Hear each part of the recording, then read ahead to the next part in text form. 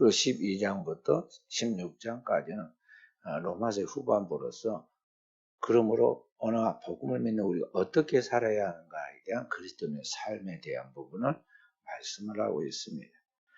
특히 오늘 여기 9장부터 10장, 11장까지의 이 말씀 속에서 사도는 길게 이스라엘의 구원의 이야기를 하면서 이스라엘 민족의 구원의 이야기가 단지 이스라엘만의 문제가 아니라 이스라엘의 구원은 이방인의 구원의 기초가 되고 우리가 알아야 신비가 하나 있는데 그건 뭐냐면은 이스라엘이 왜 강팍하여 하나님을 안 믿고 예수 그리스도를 영접하지 않느냐 그 이유가 어느 그 이방인된 우리를 구원하기 위하여 이스라엘이 더러는 악하게 되고 또는 완악하게 된 것이라고 이거에 하나님의 신비라고 이야기를 하고 있습니다. 그래서 이 높은 하나님의 깊은 신비를 사람이 다 이해를 할 수 없기 때문에 그 하나님의 놀라운 이 경륜, 하나님의 신비에 대하여 그 지혜의 비밀에 대하여 사도는 오늘 마지막으로 하나님을 찬양하는 것으로 이야기를 끝을 맺습니다. 그래서 오늘 우리는 이 신앙생활에 나아가면서 우리가 다 아는 것 같고 나이가 먹어서 이제는 경험도 해서 잘 안 것 같지만 얼마나 하나님 앞에서 무지한 자인 것을 알게 되고 이러한 우리가 신앙 안에서 어떤 태도, 다시 말해서 우리는 참으로 하나님의 깊은 신비 안에 들어있는데 그것을 알지 못하고 있다는 걸 알고 하나님 앞에 겸손하게 엎드려서 그분께 경배와 찬양으로 영광을 돌려야 한다는 것을 알아야겠습니다. 그래서 여기에 사도가 첫 번째 우리에게 말씀한 것은 방금 제가 다시 읽었던 25절의 이 말씀처럼 오늘 우리가 알아야 할 것이 있다는 것입니다. 오늘 우리가 알아야 할 것이 무엇이냐? 곧 우리가 오늘 예수 믿고 구원받게 된 것은 우리가 지혜로워서 예수 믿고 구원받은 것이 아니라는 것입니다. 때때로 우리는 유대인들이 지금까지도 하나님을 안 믿고 예수 그리스도 복음을 안 믿어가지고 저기 엉뚱하게 그 옛날 구습에 사로잡혀 신앙생활 한 것 같이 보이니까 우리보다 못한 것처럼 여기고 우리는 상당히 열려있는 지각과 믿음을 가지고 하나님을 믿어서 우리가 더 나은 것 같이 그렇게 생각하지만 그렇지 않다는 것입니다.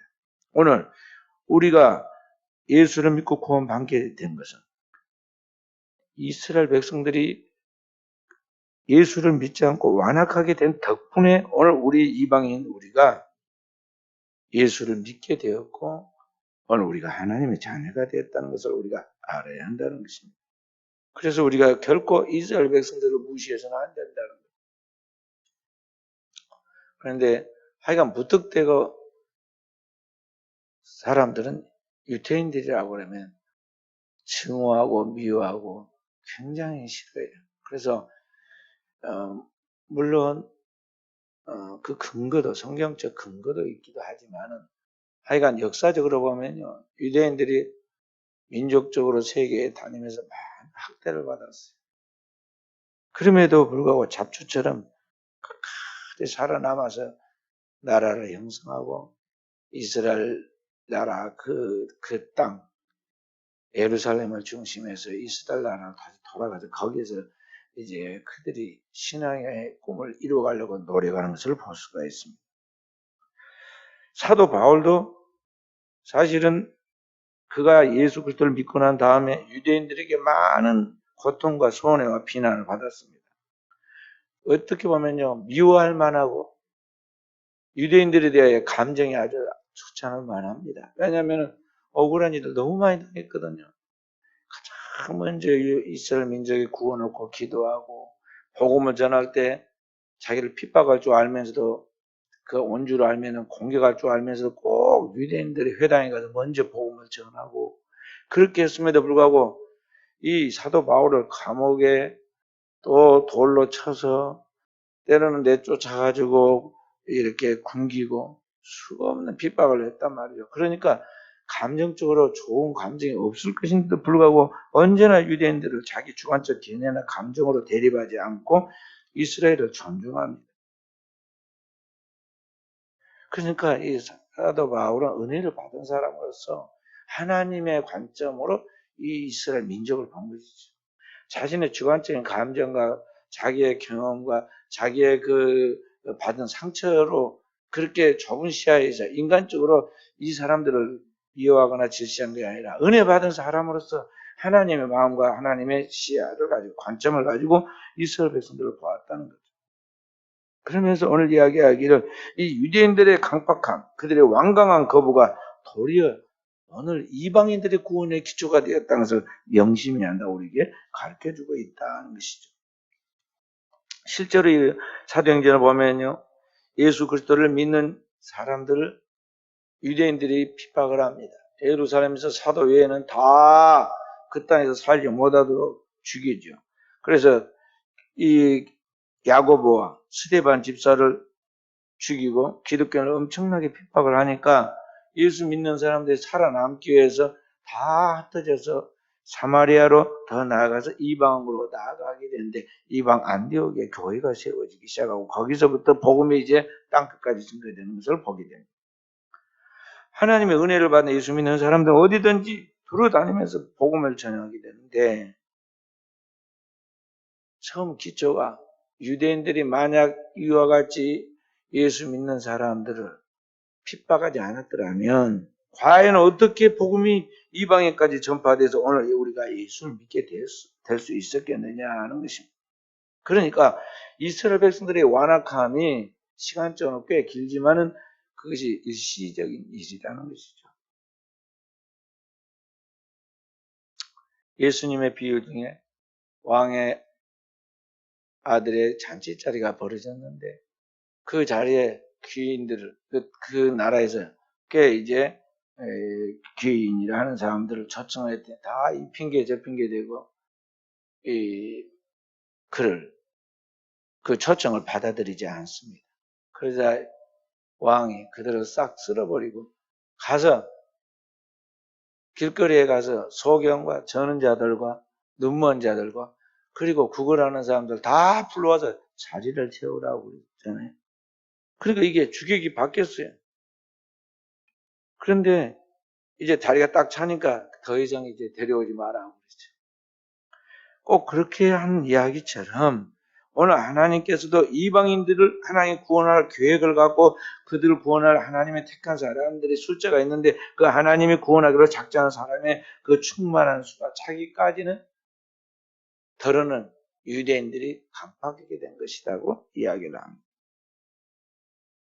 그래서 오늘 우리는 우리의 신앙의 영적 뿌리를 잊어버리지 말아라 하는 것이죠. 오늘날 우리가 교회를 다니고 예수를 믿어서 신앙생활 하는데 우리의 고민이 있죠. 그 뭡니까? 오늘 우리의 환경이 예수 믿는다 딱 당장 좋아지질 않잖아요. 그리고 오늘 예수 믿는데 잘함에도 불구하고 나를 핍박하는 사람들이 있습니다. 남편이 때는 시어머니가 그렇게 핍박을 하죠.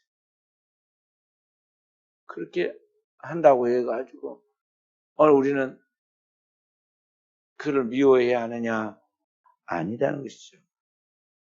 그 완악하고 완고한 그런 사람 때문에 오늘 내 속에 그런 것들이 나도 들어있는데 내 속에 완악함이 깨지게 되고 그것이 이제 계기가 돼서 이제 우리 가정 전체가 주님께로 돌아오게 되는 그런 하나님의 섭리라는 것이죠. 우리가 직장에 가면 직장에 있는 동료들과 좋은 관계도 있지만요, 갈등이 생깁니다. 특히 직장에서 위에서부터 상사가 괴롭게 하면은 그 괴로움이 크죠. 그래서 힘든 하루하루를 보냅니다. 그래서 저 사람은 제발 이 회사에 없으면 좋겠다. 아니면 내가 나갔으면 좋겠다. 그런 생각들을 하지만은 사실은 그런 모든 것들이 그 완악함들이 집에서나 직장에서나 그런 완악함들이 사실은 오늘 구원의 관점에서 보면 하나님이 그들을 통해서 나를 하나님이 구원하시려고 하는 하나님의 섭리라는 것을 알 수 있다는 거죠. 다시 말해서 오늘 그 강박한 그런 사람들의 완고한 그런 것 때문에 오늘 내가 변화되게 되고 기도하고 하나님 앞에 나를 돌아보고 그리고 하나님 앞에서 내 삶이 무언가를 생각하게 되는 거죠. 그래서 하나님이 나를 변화시켜 구원하시기 위하여 그 사람을 지금 사용하고 있는 것이죠. 그 사람으로 하여금 오늘 나를 변화시키기 위해 수고하고 있다. 그래서 결국에는 오늘 이것이 이제는 내가 구원받게 되고 이방인의 충만한 숫자가 차니까 다시 유대인들이 시기하여가지고 그들이 주께로 돌아오듯이 이제 그것이 나를 핍박하는 가정에서 나를 괴롭게 하는 직장에서 나의 삶의 현장의 환경에서 주께로 돌아오는 그러한 열매를 거두게 된다는 것입니다. 그래서 오늘 우리는 우리가 살고 있는 이 환경에 대하여 이 세상도 하나님의 통치하는 세계이고 오늘 나를 위협하고 핍박하는 가운데 있는 그 모든 것도 하나님 주권 안에 있다는 걸 알고 그 환경에 순종하는 사람이 하나님의 비밀을 아는 사람이에요. 이것이 하나님의 구원에 있어서 시크릿, 신비다는 것입니다. 여기 오늘 25절에는 그것을 비밀이라고 되어 있습니다. 여기 비밀이라는 말은 헬라어 무스테리온이라는 말인데요. 이 그리스 무스테리온이라는 이 말은 영어로는 미스테리라고 그렇게 번역을 해놨어요. 미스테리. 비밀스럽고 신비스럽다 그런 뜻이죠. 인간의 이성적 이런 그 사고력으로는 도저히 그걸 다 이해하거나 그 인식할 수 없는 그런 한계를 넘어서는 것이라는 거죠. 그러니까 이 하나님의 세계, 영적인 세계와 하나님의 복음의 그 놀라운 진리들은 우리의 인간의 이성과 이해의 범주를 너무 서기 때문에 여기 사도 바울이 그가 쓴 13개의 그 바울 서신을 보면요. 이 미스테리라는 말을, 그 무스테리온이라는 그 헬라 말을 22번이나 사용하고 있어요. 그러니까 하나님의 놀라운 경륜과 섭리에 대해서는요. 인간의 이 작은 지각과 그리고 경험과 자기가 이해할 수 있는 그 지각으로 도저히 헤아릴 수 없다는 것이죠. 그래서 여기 보면은 비밀이라고 그렇게 표현했어요. 비밀이죠. 하나님의 세계는 크고 우리의 인식의 한계는 너무나 시야가 작아서 그것을 다 종합적으로 소화할 수 없다는 말이에요. 시간적으로, 공간적으로, 그리고 속성적으로 도저히 인간은 하나님의 깊은 것을 알 수가 없게 된다는 것입니다. 그래서 성경은 우리에게 믿으라고 하는 거예요. 그 다음에 뭐라냐? 믿으면 알게 되리라. 어거스틴은 말해요. 믿으면 그 다음에 인식이 온다. 참 믿고 나면요. 그 다음에 이해가 되고 그에 대해서 깨달을 수 있고 인식할 수 있는 지각이 생긴다는 거죠. 그 이사야 7장 9절에서는 뭐라고 말씀했는지 이사야 선지자는 내가 믿어야 굳게 서리라. 근데 우리는 거꾸로 이야기합니다. 내가 알아야 믿지. 뭘 알고 다녀야 할 거 아니냐. 뭐 이런 자꾸 세상적인 방식으로 해. 세상 사람들은 세상적인 지식은 알아야죠. 습득된 지식을 가져야 그에 대한 이해가 생기고 그에 대해서 그런 지식적인 능력이 생긴다는 거죠. 그러나 하나님의 세계는요. 아무리 우리가 배우고 노력해도 이 인간의 이 지식의 인식에 한계가 있어가지고는 도저히 여기에 넘어서지 못한다는 거예요. 다시 말해서 오늘 우리가 살고 있는 세계는 점과 선, 1차원과 2차원, 그리고 이 점과 선이 모여서 공간을 만드는 3차원이 되는데 3차원에 보이는 눈에 보이는 현상 세계화를 우리가 살고 있어요. 그래서 이 세계에 보이지 않는 세계는 4차원의 세계인데 이 세계에 넘어가면 우리가 알 수가 없어요.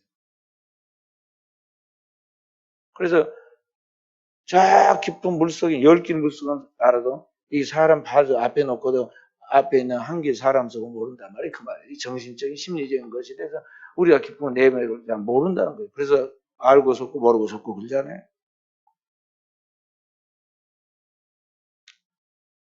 그래서 믿어야 한다. 하나님 모든 말씀에 완전한 믿음을 가져야 하고 하나님에 대한 절대 신뢰 믿음으로 나아가야 돼. 근데 우리는 자꾸 내가 손에 쥘 수 있는 내가 머리로 이해할 수 있는 그 범주 내에서만 믿으려고 그걸 따르려고 하니까 항상 시행착오를 하는 거예요. 한두 번 실패해보면 이제 알아야 하는데요. 끝까지 우리는 내 자신이 만족할 때까지, 내가 자신이 안심이 될 때까지 그렇게 자기 안에 파묻히다 보니까요. 계속 반복해서 하는 일마다 죽을 쓰는 거예요. 믿어야 하는 거예요. 어린아이처럼 믿어버려야 하는 거예요. 어린아이는 저 높은 데서 자기 아빠가 받을 것이라고 절대 놓지 않을 거라고 의심을 하지 않고 그냥 뛰어내려 버리잖아요. 뛰어내려. 의심하지 않아요. 자기 아빠가 차를 막 160, 170을 받고 가도 절대 문제가 생각하니까 의심하지 않잖아요. 우리 아빠는 차를 운전을 너무너무 멋있게 재밌게 잘한다 그렇게만 생각하고 좋아라고 그러지 막 노래를 부르고 막 신이 납니다. 세게 달리면. 그러지 이게 위험하다 사고 나겠다 그렇게 생각 안 합니다. 어린아이는 그냥 순수하게 믿어버려요. 아빠를 믿어버리죠. 아빠의 하는 말을 다 믿어버립니다. 그런데 나중에 그 아빠가 자기가 믿는 바대로 나가지 않고 이렇게 혼란을 줄 때 그때부터 이제 아이가 인식에 균열이 오기 시작하고 삐뚤어지기 시작하는 거예요. 그래서 주님께서 너희가 어린아이와 같이 되라. 우리 하나님 앞에서 어린아이처럼 순수하게 하나님 모든 말씀 믿어야 한다는 거예요. 일본에서 가장 유명한 신학자 우치무라 간주라는 분이 있었는데 그분이 일본에 많은 기독교에 영향을 미쳤습니다. 그분이 나이가 많아서 죽게 되었을 때 이런 기도를 합니다. 하나님이여 내 평생에 나와 함께 하심을 감사드립니다. 특히 내가 기도하는 대로 내 뜻대로 안 된 것을 감사드립니다. 이정은 집사님 나보고 그런 이야기 가끔 하더라고요. 옛날에 하나님 내 기도 통 안 들어주시고 큰다. 요새는 열심히 기도를 하는 게 내 인식이 조금 바뀌었는지. 근데 우찌무라 간주도 기도해도 통 하나 안 들어주시는 거예요. 안 들어줘. 그런데 자기가 신앙생활 해가지고 많은 경험을 쌓고 보니까는 하나님께서 나와 함께 하셔서 내 기도를 안 들어주고 내 뜻대로 안 되게 하는 게 너무 감사드라는 거죠. 왜 그러느냐? 만약 좁은 나의 인식의 한계 속에서 내가 원하는 그 욕망대로 내가 원하고 바라는 뜻대로 됐다면 나는 어떤 존재가 될 것이냐? 형편없는 인간이 될 뻔했다는 거예요. 내 뜻대로 안 되고 결국은 하나님의 비밀스러운 그 차원으로 그렇게 나를 이끌어 가셨기 때문에 오늘날 내가 이 정도 하나님의 사람으로 만들어졌다는 거죠. 그래서 감사합니다 하고 고백한 거예요. 그런 신앙이 우리에게 필요하다 하는 것이죠. 세계에 있는 나라마다 자기 나라 상징하는 국기가 있는데 이걸 만국기라고 그러죠. 만국기가 있는데 이 만국기 중에 십자가가 들어있는 태극 그 나라의 국기들 몇 개나 될까요? 몇 개나 될 것 같아요? 대충 말해봐요. 7개. 7개 나라가 십자가를 넣고 국기를 만들었어요. 스위스는 딱 국기에다가 십자가 하나만 딱 그런 거예요. 스위스 국기. 그래서 스위스가 세계에서 제일 잘 살고 안정된 나라잖아. 영국은 온통 깃발이 십자가예요. 예수 그리스도를 상징하고 하나님은 우리의 하나님이다. 예수는 우리의 왕이다. 기독교는 우리의 종교다 하는 것을 지금 나타내는 거죠. 근데 이런 이 나라들의 과거에는 뭐한 나라였냐? 저 북방에서부터 내려온 야만인들, 게르만족이라고 하는 야만인들이 이게 독일로, 스위스로, 프랑스로, 그리고 저기 영국으로 다 넘어가고 심지어는 내려와 가지고 로마까지 점령을 한 거예요. 하나님의 신비예요. 그들이 내려가지고 점령한 것 같지만은 그들이 기독교의 복음을 그때 받아들이면서 그들이 이제 문명화되고 개화되어 가지고 이제 변화됩니다. 그래서 가장 야만인들이고 가난한 사람들이 있는데 이들이 이제 우리가 잘 아는 대로 세계를 이끌어가는 그런 나라가 그런 것이죠. 오늘날 세계 경제를 이끌어가는 그 경제의 상징인 돈은 어느 나라 돈이 지금 세계의 대표적인 돈이에요? 그렇죠? 미국의 달러예요. 달러. 그럼 미국의 달러는 1원짜리부터 시작해서 우리로 말하면 1달러부터 10달러가 되고 뭐 100달러가 되고 모든 미국의 돈에는요. 달러에 보면 그 밑에가 뭐라 써? 인가 We trust. 우리는 하나님을 믿는다. 우리는 하나님을 믿습니다. 그래서 We trust in God. 그렇게 해도 되지만 하나님 앞에 세울러 In God we trust. 그렇게 써놨어요. 이 돈 하나에까지도 하나님을 고백하고 신뢰하고 나가는. 그러니까 하나님이 높여주시고 사용하시고 세계 대표적인 그러한 돈으로 화폐로서 인정을 해줄 거예요. 우리나라는 옛날 동전에다가 말이죠. 무슨 마음에 뭐 우상과 부적 같은 생각을 가졌는지 불상을 넣으려고 한참 하다고 막 반발하고 기독교에서 항의를 하니까 그 나중에 멈췄잖아요. 요새 어떤 대통령 후보가 나와가지고 손바닥에 뭐 왕자로 썼다는가 뭘 해가지고 이러쿵저러쿵 뭐 이야기를 하고 그러는데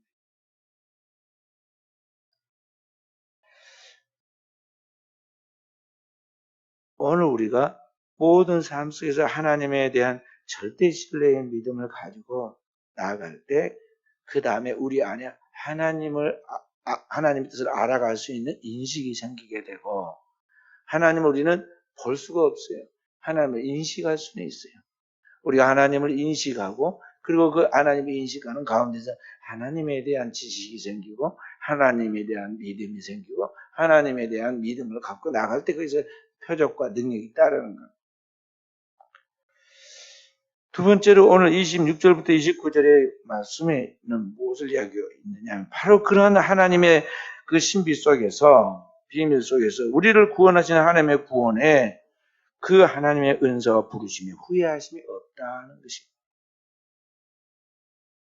그러니까 구원에 대한 하나님의 비밀은 이방인이 구원을 얻고 충만한 숫자가 차면 결국 이스라엘도 회개하여 구원을 받게 되는데 그게 하나님의 약속인데 그렇게 하나님 안에서 시작해서 나아가는 그 모든 일은 결코 어그러지거나 잘못되지 않는다는 것이죠. 모든 것이 하나님 안에서 완전하게 되어야 된다는 것입니다. 그게 하나님의 은사와 부르심은 후회하심이 없다는 뜻입니다. 그래 이게 뭐가 잘못되면 어떻게 할까? 그러니 조바심과 염려가 우리에게 있잖아요. 근데 하나님은 죽이기도 하고 살리기도 하고 낮추기도 높이기도 하고 무에서 유를 창조하기도 하고 죽은 자도 살려내신 하나님. 그 전능한 하나님 안에서 잘못될 일은 없어요. 그러니까 우리 그리스도인들은 그 하나님을 신뢰하고 두려워하지 말고 주춤거리지 말고 물러서지 말고 좌로나 우로나 자꾸 인간적인 수단 방법에 빠지지 말고 유혹한다고 해서 거기에 한쪽을 비틀거나 유혹한다고 해서 거기에 빠지지 말고 정도로 앞으로 향해 나가라는 거죠. 왜냐? 하나님이 책임을 지실 것이기 때문에 그러다는 거예요. 그래서 성경에 하나님의 구원의 역사를 가만히 봐보세요. 하나님이 아브라함을 부르실 때 갈 바를 모르는데 빨리 가라고만 합니다. 가라고. 아니 어디로 가야 할지를 알고 가야 할 건데 가라고 그럽니다. 나가라. 갈 바를 알지. 그 아브라함은 막 쫓기듯이 나가잖아요. 자기 고향 친척 본토 아버지 집을 속히 정리하고는 막 나가요. 애굽에서 나올 때도 마찬가지입니다. 애굽에서 나올 때도 하나님께서 좀 뭔가 코스를 가르쳐주고 가라고 그래야 하는데요. 무조건 나가라고 그럽니다. 급히 오늘 밤에 하나님의 구원에 여호와의 밤이 나타나는데 그때 얼마나 급하게 나가면은 그들이 저녁 먹으려고 쌓아두었던 반죽에 두었던 밀가루 반죽을 옷에다가 쌓아가지고 그리고 나가게 돼. 그게 무교병이에요. 그 다음에 홍해가 있으면은 돌아가야 할 거 아니에요? 돌아가는 길이 있으니까. 근데 하나님은 그럴 필요 없다는 거죠. 홍해를 가르고 가라는 거죠. 그 다음에 사막의 길에는요, 빠르게 통과해야 돼요. 거기는 폭풍도, 사막 폭풍도 있고, 독수리도 날고, 불뱀도 날아다니고, 그러니까 빨리 가야 하는데, 하나님께서는 피할 길로 주지 않냐고요. 하나님이 불 켜는 거, 구름 켜는 인도한 대로 따라서 빨리 오라고 합니다. 하나님의 기준이. 아니, 그렇게 할 일이 아니라 지금 우리가 언제부터 언제까지 갈 것인지, 양식은 얼만큼 준비할 것인지, 그 다음에 만약 준비한다면 농사를 지어가지고 이거 저장을 해갖고 가야 할 것인데, 어떻게 할 거, 이렇게 하나님께서 대처할 수 있도록, 이해할 수 있도록 그렇게 해야 하는데, 하나님이 가라고 그러잖아요. 그럼 뭐, 가다가 보니까 물이 떨어졌잖아요. 물이 떨어져서 죽겠다고 막 아우성을 치니까 하나님께서 탁! 반석을 쳐서 물이 나오게 하고. 그 다음에 배고프다고 그러니까 하나님께서 만나를 내려주고, 고기 먹고 싶다는 게 메추라기 떨어뜨려주고, 그리고 가라고 그래요, 앞으로. 다 가가지고 요단강을 만납니다. 요단강을 만났는데, 요단강이 건기가 있고 우기가 있는데, 건기 때는 건널 수도 있어요. 우기 때는 범람하는 강이 돼가지고 건널 수 없는데, 이 범람하는데 좀 기다리면 될 것인데, 하나님 건너라고, 건너. 그리고 어떻게 하나님 말씀하시는 순종해서 딱 건너는데, 하나님의 법궤가 제사장들의 발에 그 물에 요단강에 딱 들어가는 순간 물이 위에서부터 아래로 탁 잘려가지고 요단강을 건너잖아요. 예수님의 십자가도 마찬가지예요. 이리저리 회유의 방법도 다 있을 수가 있는데 주님께서는 절대 타협하지 않고 십자가로 죽음을 통과하잖아요. 죽으면 살아나는 부활한 하나님의 섭리를 따라서 그렇게 한 것이죠. 그리고 오늘 우리 그리스도인들은요, 이런 하나님에 대한 확실한 말씀의 근거와 그 믿음을 가지고 나가야 돼요. 그래야 코로나 때에도 두려워하지 않고 앞으로 전진할 수 있고, 앞으로 코로나보다 더 무서운 것이 다가올 것인데, 그래도 우리가 흔들림 없이 주저하지 않고 갈 수 있는 것이지.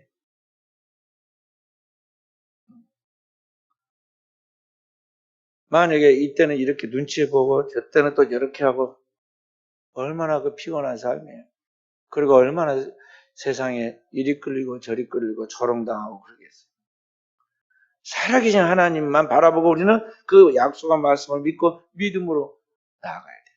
하나님은 어제는 오늘의 영원토록 불기둥과 구름기둥으로 이스라엘을 인도하듯이 그의 성령으로, 그의 성령의 생명수와 그의 성령의 불로 오늘 우리에게 인도하시오. 성령의 교회들에게 오늘 말씀하시고 성령의 그 임재를 통해서 오늘 우리가 그 하나님의 확신의 역사를 이해할 수 있도록 하나님께서 하나님의 거룩한 교회를 통해서 우리를 이끄신다는 것이죠. 그리고 그 믿음으로 우리는 가야 돼요. 가면 다 따라오게 되었고 있어요. 만물이 그 아래 복종하고 따라오게 되었고 있어요. 이 모든 것을 내게 더하시리라.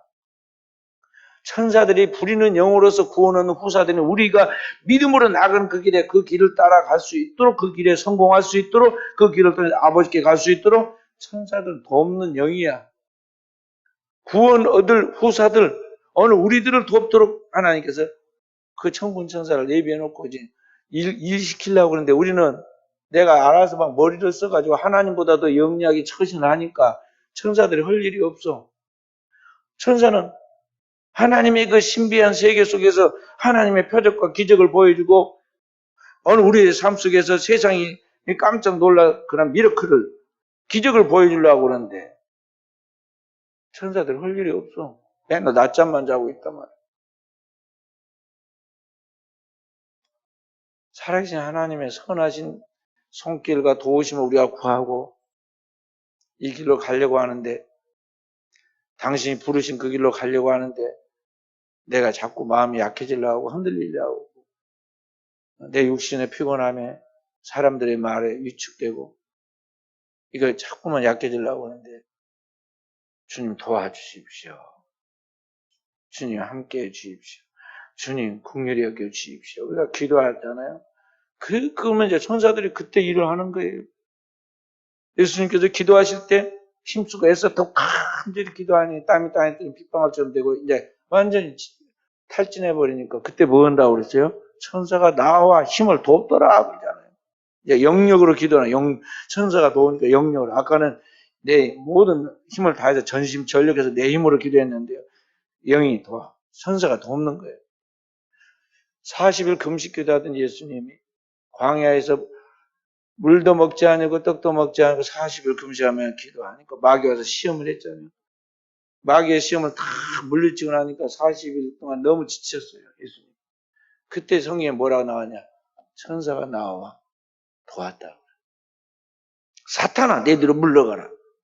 너는 나를 넘어지게 하는 자라다 하고 말씀으로 더러운 귀신을 쫓아내니까 천사는 떠나고, 그 마귀는 떠나고 천사가 나와 예수님을 도왔다. 그런 역사가 오늘날 우리의 삶에도 재현되는 거예요. 그리스도인은 그 하나님의 모든 말씀을 믿고 하나님의 모든 우리를 부르신 그 부름에 후회하심이 없는 줄 알고 그 하나님의 은사와 부르심에 대한 절대 신뢰의 믿음을 가지고 나아가라 하는 것입니다.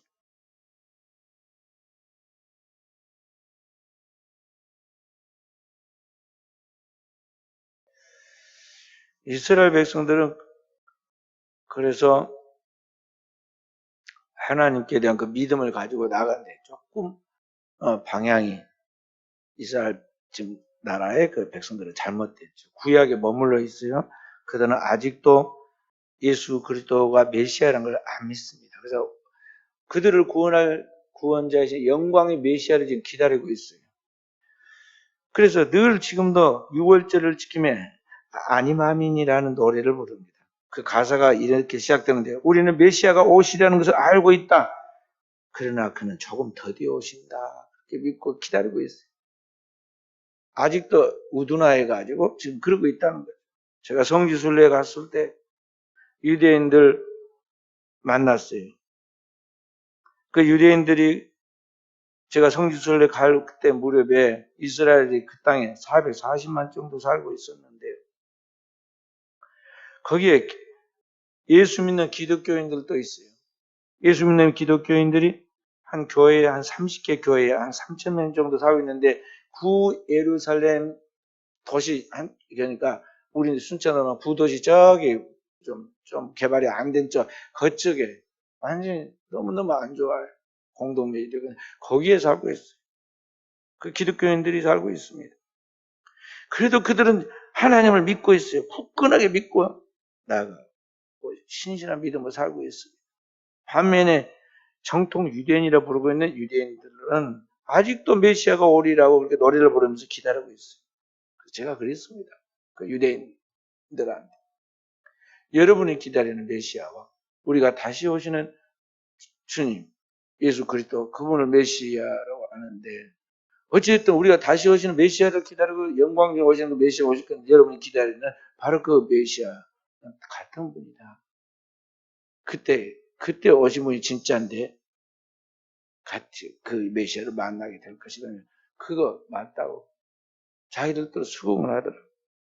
그리고 실제로 이 유대인들이 지금 자기들이 2000년을 기다려도 그들이 바라는 메시아가 아직도 안 왔다는 것이 이상하고 오늘 징조도 안 보이고 그러니까 스스로 자기들에게 뭔가 잘못됐나 하고 지금 자기 자신들에 대해 새로운 생각에 눈을 떴어요.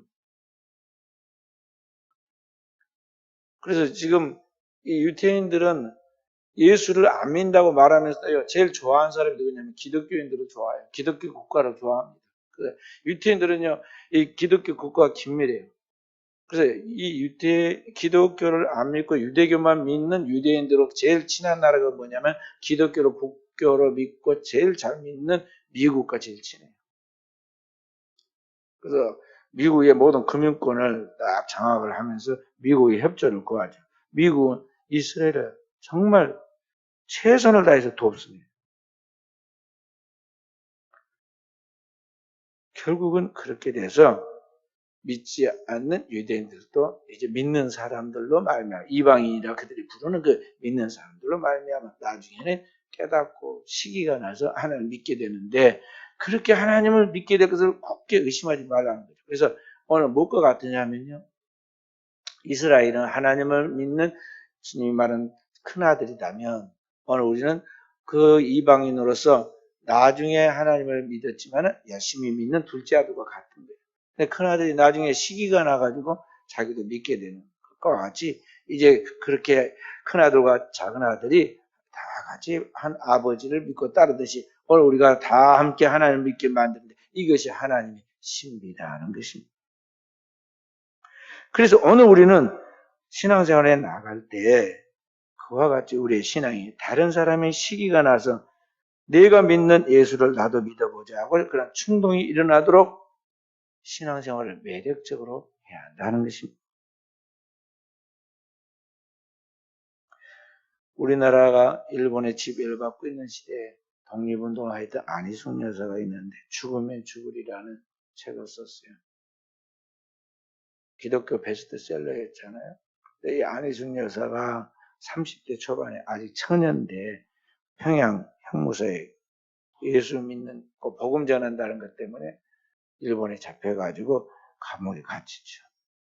그런데 그를 취조하고 신문하는 형사들이 이 안희숙을 한 번만 만나면은 그녀가 가지고 있는 매력, 신앙인으로서 돋보이는 그러한 고면 인격에 넋을 잃고 그를 좋아했어요. 그래서 그가 죄수인데도 불구하고 아주 그에게 대할 수 있는 가장 편한 대우를 해주고 자유롭게 다니게 하고 그 사람은 일본말도 잘하고 한국말은 이제 당연히 한국 사람이 잘하니까요. 이 통역하는 통역자로 내세워가지고 통역시키게 하고 그리고 같이 함께 일하고 싶어서 서로 그렇게 했어요. 당시 평양의 도청의 연료 담당 주임, 그러니까 오늘 우리로 말하면 군수품을 담당하는 사람이에요. 어디든지 군수품을 담당하는 사람이 힘이 있어요. 권세가 있는데 그 담당 주임의 부인인 히가시라는 여자가 안희숙을 소문을 듣고는 자기가 꼭 만나고 싶었어요. 근데 교도소는 아무나 들어가는 게 아니거든요. 신분이 분명히 하고 그리고 한 번 들어가고 봐갖고 안 되니까 아예 뭘 했냐면 자기가 교도관으로 취직을 했어요. 평양 형무소에. 자기 남편 이제 그런 백그라운드에 힘있고 교도소에 가서 이제 자기가 직원으로 들어가서 있으면서 뭐 했느냐? 자기 애기가 있는데 갓난아기는 시어머니한테 맡기고 이틀에 한 번씩 형무소에서 하루 종일 안희숙 여사를 떠나지 않고 곁에서 지켰어요. 배우려고. 실제로 그런 역사가 나옵니다. 그래서 오늘 우리가 신앙생활에 갈 때 그래야 한다는 것이죠. 사람들이, 안 믿는 사람들이 정말 그를 보면서 시기가 날 정도로 그들의 마음 깊은 곳에서 존중과 사랑과 신뢰가 이게 돋보여가지고 그 사람을 따를 수 있는 그런 매력이 있어야 한다는 것이죠. 그렇고 우리가 기도해야 돼. 내 주변에 있는 사람들이 나를 질시해야 해요. 정말 하나님 앞에 나도 저렇게 참 믿어야겠다고 그가 가는 곳에는 그가 가는 그런 자리에는 예수 믿는 사람이 열매를 따를 수 있도록 그렇게 해야 한다는 거죠. 또 성경에는 그리스도의 향기라고 말하고 소금으로 맛을 내서 소금이 되고 어둠에 빛이 되듯이 빛은 비추는 빛의 열매를 맺으라고 하신 그 주님의 말씀이 그런 내용들입니다. 그래서 우리가 정말 하나님을 믿되 이 시대에 좀 생기 있게 하나님을 뜨겁게 믿어야 돼. 날이 갈수록 세상은 막 미쳐가고 있는데 기독교의 신앙은 점점 세속화되어 가지고 그 신앙의 열정과 뜨거움이 사라져가고 있어요. 그리스도인은 하나님을 믿는 그 신앙이 세상 압도할 수 있도록 강력한 그런 신앙의 열정과 뜨거움으로 나아가야 한다는 것이죠. 어떤 목사님이 인기 있는 영화 배우를 만났어요. 그 사람을 만나가지고 이제 상담을 했습니다. 도대체 당신의 인기의 비결은 무엇입니까?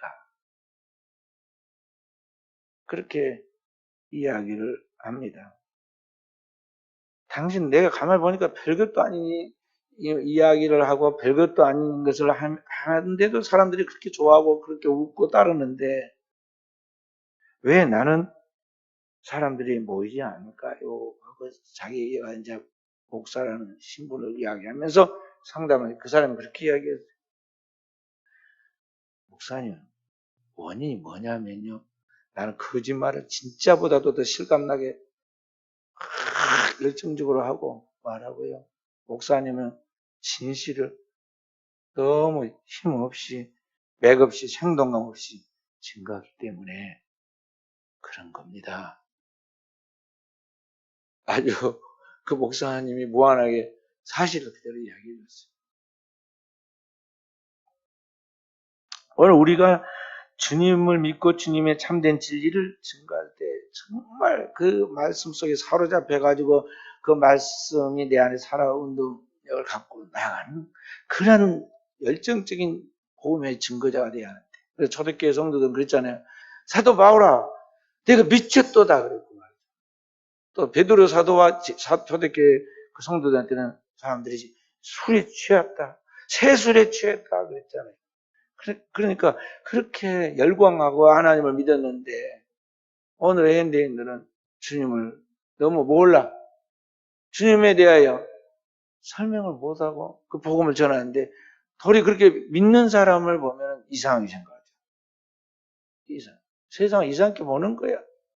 그 오징어 게임인가 뭔 게임인가 그 드라마에서도 마지막에 그 살아나온 주인공이 차에서 툭 떨어져가지고 그 길거리 보는데 입에 테이프가 붙여졌고. 그런데 그 앞에서 그 테이프를 뜯어주고 그 사람을 묶이고 풀어준 사람이 누구냐면 예수 믿는 사람. 뭐하고다 그 사람이 뭐하고 있었냐면 예수 천당 불신적 그거 했단 말이죠. 왜 그걸 거기다 코드로 넣어놨겠어요? 오늘 했는데 예수 믿는 사람들은 좀 이상한 사람들이다. 이기적이거나 아니면 저렇게 광신적이거나 그런 사람들이랑 인식을 심어주고 그런 코드를 3개로 심어놨어. 꼭 그런 방식이 아니더라도 오늘 우리는 내 삶의 현장에서 내가 만나는 사람들에게 그리스도인으로서 내가 그리스도를 보여주고 그리스도의 복음이 무엇인가에 대하여 그 영혼에 필요한 생명의 말씀을 기회가 되어서 전할 수 있어야 돼. 전할 수 있을 때. 그래서 분명하고 명확하게 전해야 하고 그것에서 끝나지 않고 계속 물이 흐르듯이 그 영혼에 필요한 말씀들을 계속 공급해 줘야 하는데 과연 현대 그렇지 않은데 그게 있느냐는 거죠. 맹목성은 다 기독교인이고 맹목성은 교회 집사가 권사고 장로라고 하지만 오늘 현대 기독교인데 그게 없다는 것이죠. 없어요. 목사인 성도를 가르치는 목사의 책임이에요.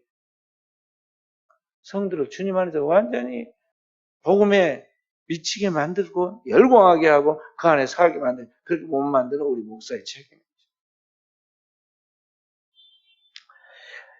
오늘 우리는 하나님께서 모든 걸 다 알고 계신다는 거 알고 그리고 그 하나님의 지혜와 그의 모든 것들은 우리의 모든 인식을 능가한다는 것을 알고 하나님이 온전히 절대적이고 하나님 안에 모든 것이 있음을 알고 우리는 그 모든 것들을 하나님을 신뢰하고 그 신뢰하는 바를 그대로 그 뜻을 따라서 증거하고 나가는 가운데서 그 모든 결과가 하나도 흐트러짐이 없이 다 모든 게 합력하여 선을 이루어서 하나님의 영광을 이루어 간다는 걸 알고 우리는 그 믿음으로 나아가는 종들이 되어야겠습니다.